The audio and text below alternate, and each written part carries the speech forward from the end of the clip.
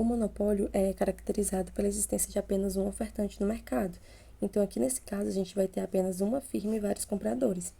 Além disso, a gente tem também o conceito de monopólio puro, que é quando a gente tem a existência desse monopolista, né, explicado pela eficiência de custo. Isto é, quando a gente vai ter que a existência de várias firmas não geraria uma alocação eficiente. Então, quando isso ocorre, a gente vai ter que ter obrigatoriamente um monopólio.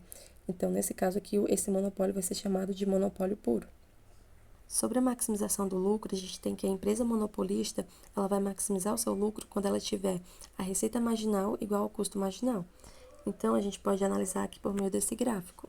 Ela vai definir a sua quantidade conforme essa igualdadezinha que eu falei, quando a nossa receita marginal for igual ao custo marginal. Então, a quantidade que ela vai escolher aqui vai ser bem nesse ponto aqui, né? Esse Q asterisco.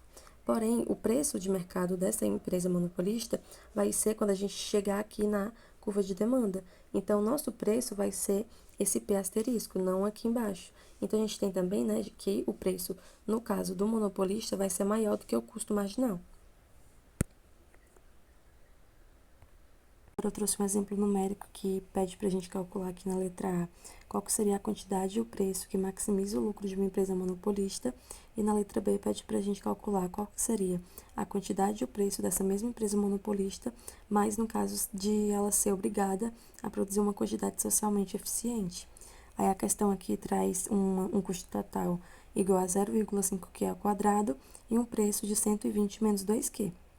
Aqui nessa letra A, como está pedindo para a gente saber qual que seria a quantidade e o preço que maximizam o lucro da empresa, a gente vai maximizar o lucro em relação à quantidade para poder achar, né? Então, a gente calcularia a maximização do lucro, que é a receita total menos custo total, e depois calcularia a CPO. A gente vai derivar o lucro e igualar a zero. Então, a gente teria o seguinte.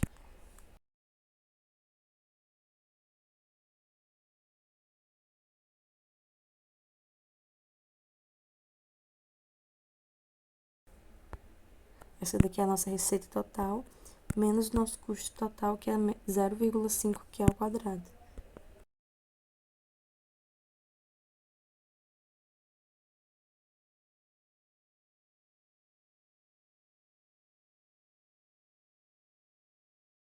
Aqui a gente pode calcular CPO. Então, a gente vai derivar essa função aqui em relação a Q e igualar a zero.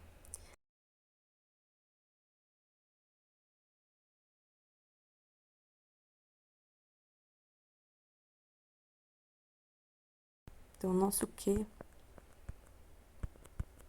é 24. Porque a gente vai fazer 120 dividido por 5, que dá 24. Então, a quantidade produzida aqui no monopólio é 24. Para achar o preço, a gente vai só substituir esse 24 na equaçãozinha aqui do preço, que é 120 menos 2Q.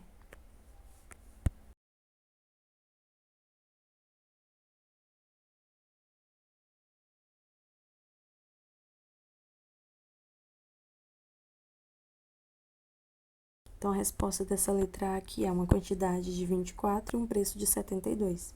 Agora, para fazer a letra B, a gente vai calcular como se a gente estivesse fazendo em uma competição perfeita. Então, a gente vai pegar o preço, igualar ao custo marginal, e depois, para poder saber qual que seria o preço e a quantidade. E a gente espera, né, que esse preço ele seja menor do que o preço que a gente encontrou aqui na letra A e que a quantidade seja maior. Então, como eu falei, aqui a gente tem os valores da letra A, que é o preço igual a 72 e a quantidade igual a 24. Então, a gente vai calcular agora a letra B. A gente vai fazer o preço igual ao custo marginal. Então, o custo marginal é a derivada do custo total em relação a Q. Então, a gente vai ter que o nosso custo marginal é igual a Q. E, então, o nosso P vai ser igual a Q também. Só que a questão também nos deu já um valor de P. Então, a gente pode igualar esse P que a gente encontrou igual a Q ao P que a questão deu, que é 120 menos 2Q.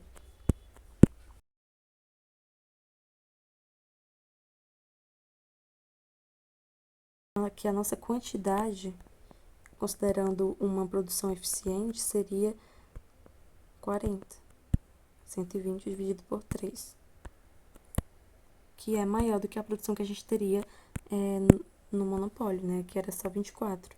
Já se a gente fizer uma produção que seja uma quantidade socialmente eficiente, a gente vai ter uma quantidade de 40. Então, para achar o preço, a gente vai só substituir esse 40 aqui em uma dessas equações. Só que como aqui a gente já tem que o preço é igual à quantidade, a gente pode entender também que o preço é igual a 40. Se a gente substituir na outra também dá 40, fica 120 menos 80, que dá 40. A regra de markup que vocês mais têm que prestar atenção é que ela vai mostrar uma relação entre o preço e o custo marginal. Porque como a gente viu, o preço aqui do monopolista ele vai ser maior do que o nosso custo marginal. Então, essa regra de markup ela vai mostrar justamente quanto que o preço está acima do custo marginal. Então, para chegar aqui na regra de markup, eu trouxe a demonstração. E aqui a gente começa com a receita total e a gente vai calcular qual que seria a nossa receita marginal. Como a nossa receita total aqui é uma multiplicação, né, do preço que está em função de Q vezes Q, então a gente vai fazer o seguinte, a gente vai, né, para achar a receita marginal, a gente vai derivar a primeira parte aqui e multiplicar pela segunda e somar com a derivada da segunda vezes a primeira. Se a gente fizer isso, a gente vai encontrar essa receita marginal aqui.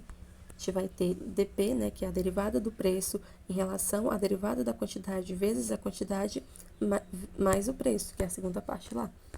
Se a gente prestar atenção, essa partezinha aqui da receita marginal é muito parecida com a elasticidade de preço da demanda, que é essa equaçãozinha aqui. Então, a gente pode fazer algumas coisas aqui com a elasticidade do preço da demanda para poder reescrever a nossa receita marginal em função da elasticidade. Então, se a gente passar aqui, por exemplo, o nosso dP para o outro lado e depois passar o dQ para o outro lado dividindo e passar a elasticidade para o outro lado, a gente vai encontrar isso aqui. A gente vai ter dP dividido por dQ é igual a P dividido por Q vezes a elasticidade. Então, agora a gente vai poder reescrever a receita marginal em termos da elasticidade de preço da demanda. Se a gente fizer isso, a gente vai encontrar isso daqui. A gente vai ter P dividido por Q vezes Q, né? A gente só pegou esse valorzinho e substituiu aqui, mais o pezinho que a gente já tinha. Dividindo aqui com aqui, a gente vai ficar apenas com P dividido por E mais P. Aí aqui a gente pode colocar o nosso preço em evidência. Então, a gente ficaria com preço vezes 1 mais 1 sobre E. Só que a professora, ela utiliza a elasticidade em módulo. Então, a gente vai ter o seguinte, a gente vai ficar com P vezes 1 menos 1 dividido por E, que é a elasticidade em módulo. Então, como a gente viu, a gente vai ter a maximização quando a receita for igual ao custo marginal. Então, a gente pode igualar isso daqui ao custo marginal, já que a gente vai ter receita marginal igual ao custo marginal. Fazendo isso, a gente vai encontrar isso daqui. A gente vai passar o custo marginal para o outro lado, né? E essa partezinha toda para o outro lado. E aí, a gente vai encontrar o markup, que é P dividido pelo custo marginal igual essa expressãozinha aqui. Então, aqui a gente vai ter que o nosso preço do monopolista vai ser sempre maior que o nosso custo marginal. Sobre a ineficiência do monopólio, a gente pode ver aqui nesse gráfico que a gente vai ter uma perda de excedente. Isso porque nós vamos ter um preço do monopolista maior que o preço que a gente teria em uma competição perfeita, mas ao mesmo tempo a gente vai ter uma quantidade que é menor do que a gente teria se a gente estivesse em competição perfeita. Então, a gente vai observar como que acontece essa ineficiência a partir desse gráfico. Então, nós podemos analisar a partir desse gráfico qual que foi a variação no excedente total, isso considerando a variação no excedente do consumidor e a variação no excedente do produtor. Isso considerando também que a gente está partindo de um mercado em competição perfeita para um mercado monopolista. Então, aqui no mercado de competição perfeita, a gente tem um excedente do consumidor, que é essa área entre a curva de demanda e o preço em competição perfeita, que é esse triângulo aqui inteiro. Já no mercado monopolista, o nosso excedente do consumidor é a área entre a curva de demanda e o preço monopolista, que é apenas esse triângulo aqui. Então, a nossa variação no excedente do consumidor foi todo esse trapézio aqui, a área A mais B. Agora, sobre a nossa variação no excedente do produtor, a gente vai ter o seguinte. Em competição perfeita, o nosso excedente do consumidor vai ser essa área entre o preço em competição perfeita e a curva do custo marginal. Então, a gente tem toda essa área aqui como sendo o nosso excedente do produtor.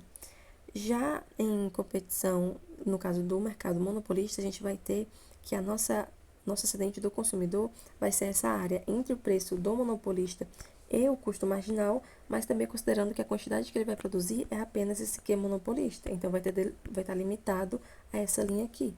Então, o nosso acidente do consumidor, no caso do mercado monopolista, vai ser essa área aqui.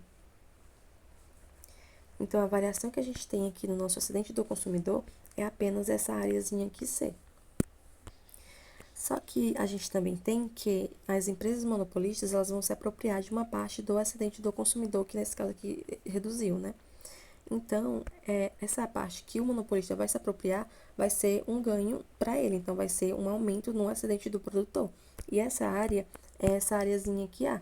Vai ser a multiplicação da quantidade monopolista vezes a altura aqui, né? Que é a diferença entre o preço monopolista e o preço em competição perfeita. Então, essa área aqui vai ser uma parte que o produtor vai ganhar, que o monopolista vai ganhar. Então, vai aumentar o nosso acidente do produtor. Então, a gente tem aqui o seguinte: a área A mais B, como eu falei, é a perda total do acidente do consumidor. A área A, que eu falei agora, é essa parte, né, que o monopolista vai se apropriar, então vai ser um aumento no acidente do produtor. Essa areazinha C, como eu falei, é a perda que a gente teve no acidente do produtor. Então, a gente vai ter que a diferença entre essa área que o produtor ganhou e o Czinho, que é a parte que o produtor perdeu, vai ser o ganho total que a gente vai ter no acidente do produtor. Porque ele ganhou essa área A e perdeu essa área C. Então, o ganho total dele vai ser a diferença entre esses dois. Então, se a gente fizer a diferença, né, entre o acidente do produtor que a gente teve, o ganho do acidente do produtor que a gente teve, e essa perda que a gente teve no acidente do consumidor, a gente vai saber qual que foi a variação total nos acidentes. Então, essa variação, se a gente fizer essa subtração, né, então a gente vai ter A menos C, que é o ganho total que a gente teve do consumidor, menos a perda total que a gente teve no consumidor, no caso, A menos C é o ganho total que a gente teve no acidente do produtor. E se a gente retirar dele a perda total que a gente teve no acidente do consumidor, que é A mais B, a gente vai fazer menos A menos B. Então, a gente vai tirar aqui A com A, vai ficar menos C menos B. Então, a gente teve uma perda no acidente, né? Da área C mais B. Então, a gente teve uma redução no acidente total, que foi essa área C mais B. E é essa área que é justamente o nosso peso morto, né? A nossa perda líquida do acidente. Sobre a discriminação de preços, a gente tem que o monopolista ele pode cobrar preços diferentes para cada indivíduo ou quantidade. Isso porque, se ele cobrar um preço pelinho, que é menor que o preço monopolista dele, mas que seja maior que o custo marginal dele, qualquer quantidade que ele vender a mais do que ele venderia cobrando o preço monopolista, ele vai ter um lucro maior. Isso porque ele está vendendo uma quantidade maior do que ele venderia. Então, existem 3 tipos de discriminação de preços: a de primeiro grau, a de segundo grau e a de terceiro grau. No caso da discriminação de primeiro grau, o monopolista ele vai conhecer a demanda perfeitamente. Então, ele vai cobrar um valor para cada consumidor a cada unidade vendida. Então, ele vai se apropriar completamente do acidente do consumidor. Já na discriminação de segundo grau, o monopolista ele não vai diferenciar exatamente os consumidores. Então, ele vai criar pacotes e os consumidores vão escolher qual pacote ele vai consumir. Na discriminação de terceiro grau, ele vai conseguir identificar alguns grupos facilmente, então ele vai cobrar preço diferente para cada grupo. Para finalizar essa parte de discriminação de preço, eu trouxe aqui um exemplo numérico para a gente pôr em prática as ideias que a gente viu. Então, essa questão diz o seguinte: uma firma monopolista atua no mercado no qual a demanda pelo produto pode ser dividida em 2 mercados com características distintas, que podem ser resumidas pelo comportamento das respectivas demandas. A demanda do mercado 1, que é 24 menos P1, P1 aqui é o preço do mercado 1, e a demanda do mercado 2, que é 24 menos 2P2. Então, sendo que o P2 é o preço do mercado 2. E também diz que a tecnologia disponível para o monopolista apresenta um custo marginal constante e igual a 6. Aí aqui a questão pede para a gente fazer na letra A. Calcule o lucro máximo que a firma pode obter caso pratique discriminação de preços entre os 2 mercados. Então, aqui a gente vai calcular qual que seria os preços e quantidades do mercado 1, do mercado 2, para a gente poder calcular o lucro do mercado 1, o lucro do mercado 2 e somar esses dois, né, para saber qual que seria o lucro total que essa firma monopolista teria se ele discriminasse o preço. Então, aqui no mercado 1, a gente vai maximizar o lucro considerando o preço P1, que é o preço do mercado 1. Então, a gente teria o seguinte: Aqui a gente vai colocar, então, a nossa receita total, que é a multiplicação da nossa quantidade, né, da nossa demanda pelo preço. Então, a gente teria 24 menos P1 vezes P1, menos o nosso custo total, que é a nossa quantidade, né, multiplicada pelo custo marginal.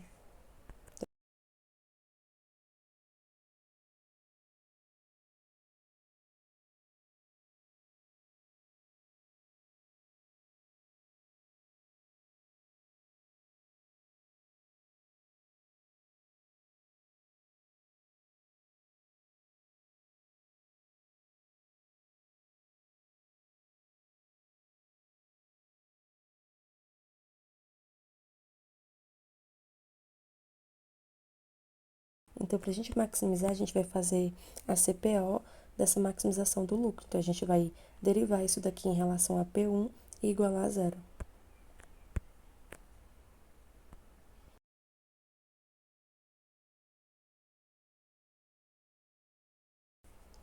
Então, o nosso preço 1 vai ser 15. Para achar o nosso Q1, que é a nossa demanda, né? Nossa quantidade que vai ser produzida para o mercado 1, a gente vai só substituir esse P1 lá na equaçãozinha que a gente tem da demanda. Então, a gente vai ficar com...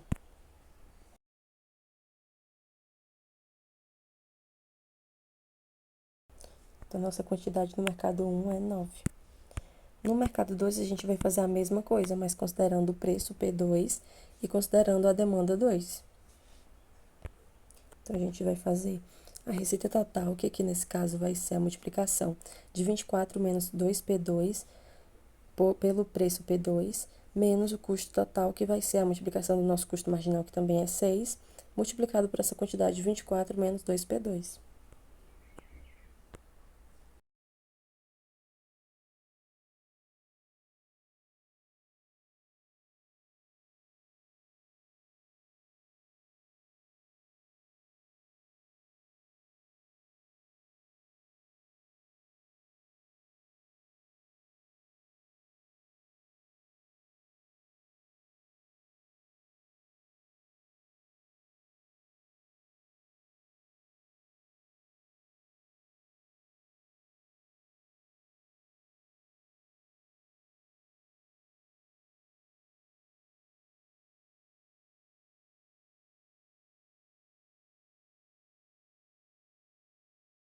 Então, aqui a gente vai calcular também a CPO, né? A gente fez a receita total menos o custo total.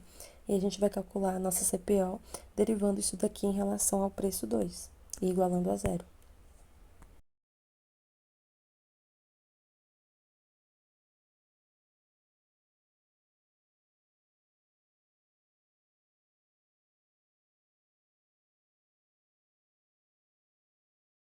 Então, o nosso preço é 9. Para achar a quantidade, a gente vai só substituir esse P2 na nossa demanda, que é 2.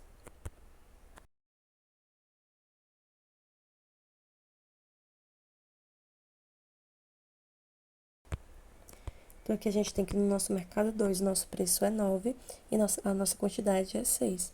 Agora, a gente vai calcular o lucro do mercado 1, o lucro do mercado 2, somar os dois para saber qual que seria o lucro total que a gente teria caso esse monopolista fizesse a discriminação de preços.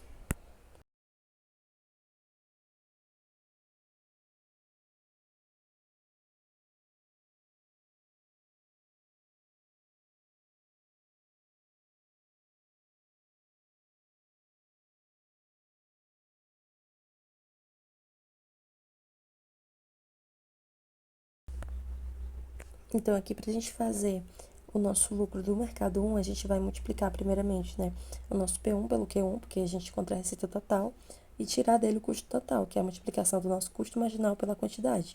Então, a gente vai multiplicar 6 por 9.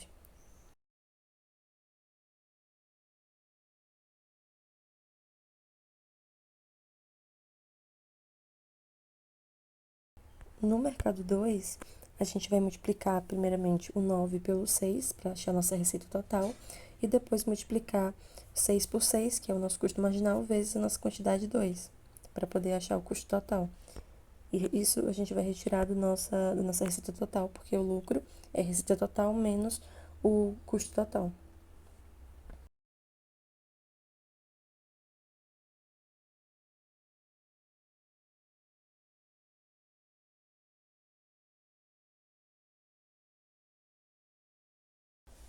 Fazendo aqui o lucro do mercado 1, a gente tem 81. E o lucro do mercado 2 a gente vai ter...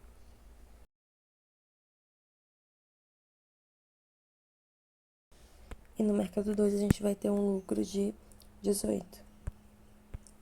Então, aqui o nosso lucro total, caso a firma discriminasse, seria 99. A gente soma o mercado 1 com o mercado 2.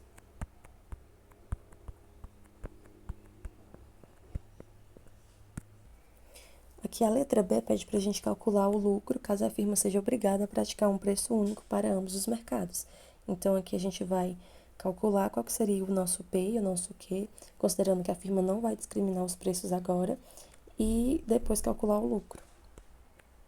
Então, aqui, no caso que a firma não discriminar o preço, a gente vai ter que o nosso P1 e o P2 vão ser iguais. Então, a gente vai ter P1 igual a P2, que é igual a um preço P.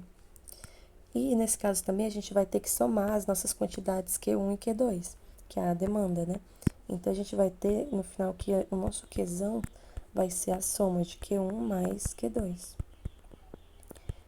Se o nosso Qzão é a soma desses dois, então a gente vai somar aqui as duas demandas que a questão deu. Então, a gente vai ter 24 menos P mais 24 menos 2P.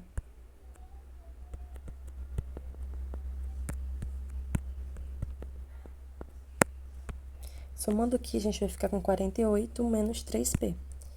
Aqui a gente já considerou o nosso preço P, né? Porque aqui eles vão ser iguais ao P1 e ao P2. Então, a gente vai ter 48 menos 3P. Então, agora, para maximizar o lucro, a gente vai usar esse Qzão e esse Pzinho aqui. Então, a gente vai ter o seguinte.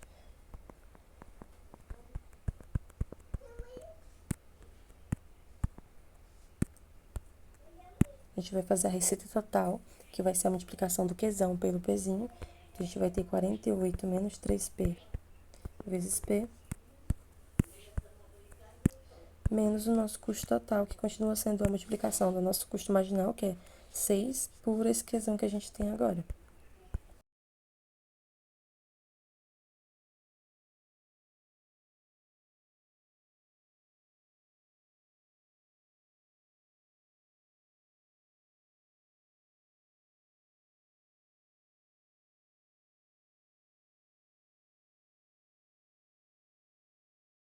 Então, aqui a gente já vai calcular a nossa CPO. A gente vai derivar isso aqui, a nossa maximização, em relação a P igual a zero.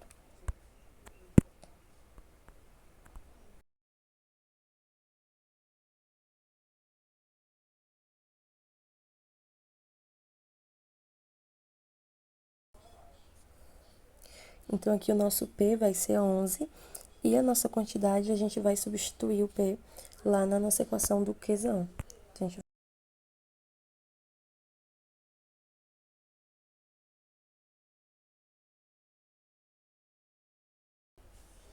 Então, a nossa quantidade é 15 e o nosso preço é 11. Agora, a gente vai calcular o lucro. Nesse caso aqui, a gente vai multiplicar primeiramente o P pelo Q, para achar a receita total, e retirar a multiplicação do custo marginal pelo Qzão para achar o nosso custo total.